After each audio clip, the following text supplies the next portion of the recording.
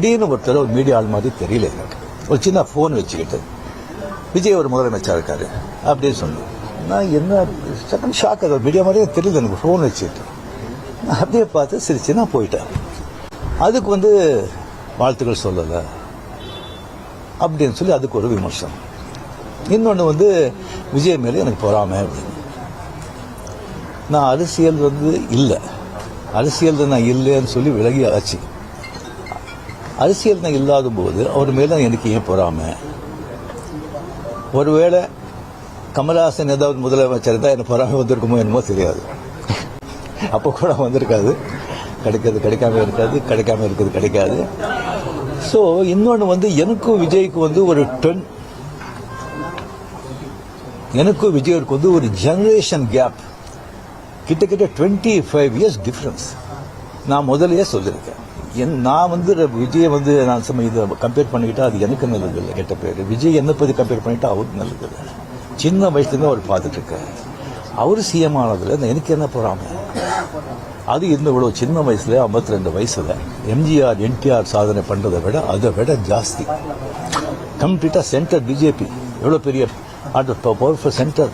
இங்க 2 பெரிய கட்சிகளை எதிர்த்து தனி ஆளை ஜெயிச்சிருக்காங்க. அது நம்ம சினிமா இண்டஸ்ட்ரியில இருந்து. எனக்கு அது பொறாமை இல்லை, ஒரு ஆச்சரியம் கலந்த ஒரு சந்தோஷம். அடே யார் அப்ரிசியேஷன், சூப்பர். ஸோ அந்த பொறாமையும் இல்லை. விஜய் அவர்களுக்கு நிறைய எதிர்பார்ப்புகள் இருக்கு எங்க மத்தியில். டெஃபினட்டா அந்த எதிர்பார்ப்பெல்லாம் அவரை சந்திச்சு மக்கள் நல்லது செய்வாங்கிற நம்பிக்கை எனக்கு இருக்கு. அவருக்கு அதிக வாழ்த்துக்கள். ஓகே. திமுகவையும் அதிமுகவையும் நீங்கள் பேச்சுவார்த்தை செய்து எடப்பாடி முதலமைச்சராக முயற்சிகள் நீங்கள் செய்வீங்களா? சொல்லியாச்சு.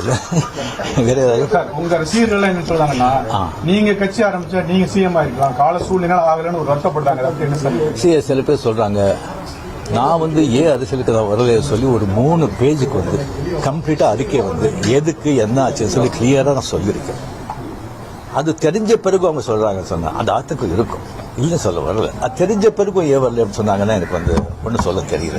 இனிமே உங்க ரசிகர்களை கட்டமைக்கிறதுல என்ன மாதிரி இருக்கும்? இல்லைங்க, நான் முதலே சொல்லியாச்சு. அவங்க எந்தெந்த பார்ட்டி என்னென்ன விஷயம் பண்றீங்களோ அதை நீங்க தாராளமாக நீங்க போங்க அப்படின்னு முதலே நான் சொல்லியாச்சு. எத்தனை மாட்டி நான் சொல்றது, நீங்களே சொல்றது. ஆக்ட் பண்றாங்களே சொன்னா அரசியல் வேற, ஆக்ட் பண்றது வேற. ஆக்டிங் சொன்னா ஹெல்த் எப்போ இதாவது ஆக்ட் பண்ணலாம், நீங்க வரலாம். அப்படி அதை பாதிச்சக்கார ஒரு பொட்டிதர் பாதிப்பாங்க. அரசியல் பெரிய ரெஸ்பான்சிபிலிட்டி. கோடி கோடி மக்கள், அவ்வளவு ஈஸி இல்லை. நேற்று கமல் சார் சந்திச்சு 6 கோரிக்கை விட்டுருக்காரு திரையுலகத்தை பத்தி. நீங்க சிஎம் சந்திச்சு திரையுலக பத்தின கோரிக்கைகள் ஏதாவது முன்வைக்கிறதுக்கு ஐடியா இருக்கா? இல்லைங்க, இப்போ சினிமா இண்டஸ்ட்ரியிலிருந்து நடிகர் சினிமா போயாச்சு, ப்ரொடியூசர் கவுன்சில் பார்க்க போறாங்க, கமலும் போயாச்சு. மறுபடியும் சும்மா சம்பிரதாயமான போய் பார்க்கறதுக்கு எனக்கு பிடிக்காது. ஆட்சிக்கு வந்திருக்கக்கூடிய விஜய் அவர்களுக்கு உங்களுடைய அறிவுரை ஆலோசனை என்ன? எதிர்பார்ப்பு ரொம்ப ஜாஸ்தியா இருக்குங்க. அது டெஃபினட்டா பூர்த்தி செய்வாங்க நம்பிக்கை எனக்கு இருக்கு. பட் ஒன்று மக்கள் நம்ம ஒரு 2 வருஷம் அவரை விட்டுணும், 2 வருஷம் விட்டுணும். இன்னொன்று அவருடைய தொண்டர்கள் ஆகட்டும், ரசிகர்கள் ஆகட்டும், ஜாகிரதையாக நடந்துக்கணும். இந்த சென்ஸ் அவர் என்ன தப்பு பண்ணா கூட அது ஸ்ட்ரைட்டா விஜய்க்கு தான் பாதிக்கும் அப்படிங்கறத அவங்க மனசுல வச்சுக்கணும். Okay. After